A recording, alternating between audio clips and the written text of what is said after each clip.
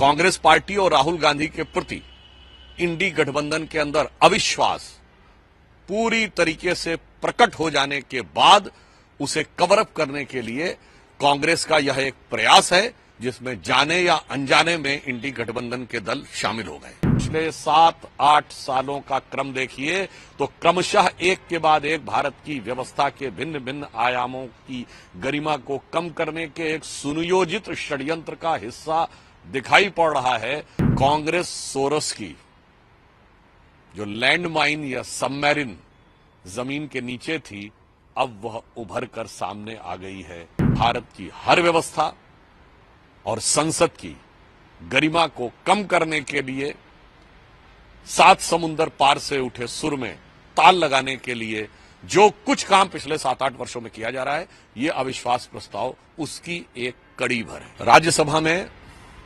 महामहिम उपराष्ट्रपति के विरुद्ध जो अविश्वास प्रस्ताव विपक्ष द्वारा लाया गया है, यह मूल में इस समय इंडी गठबंधन के अंदर हो रही प्रतिस्पर्धा, जिसमें एक मुद्दा दूसरे से चुराने की जो गला काट प्रतिस्पर्धा है, यह उसमें से उपजा हुआ है।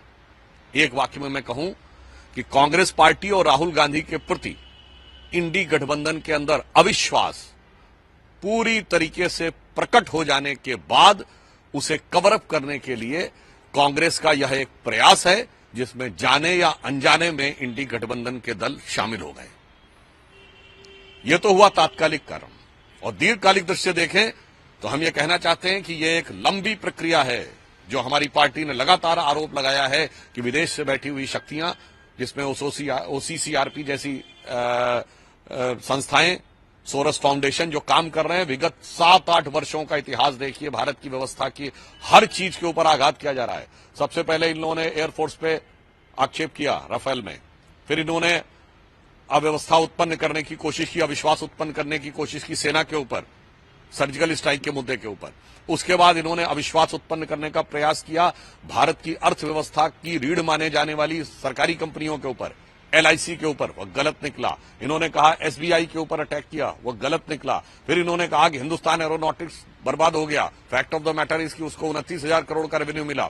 उसके बाद इन्होंने अगला प्रयास करना शुरू किया कि भारत के पूरी व्यवस्था के ऊपर, चुनाव आयोग के ऊपर आक्षेप, फिर ईवीएम के ऊपर आक्षेप, और अब वो उभरता हुआ संवैधानिक पदों के ऊपर आक्षेप तक आ गया है।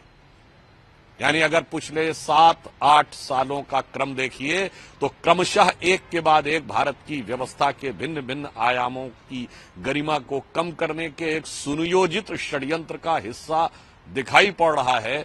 और इसलिए हम ये कह सकते हैं कि कांग्रेस सोरस की जो लैंडमाइन या सबमरीन जमीन के नीचे थी, अब वह उभर कर सामने आ गई है।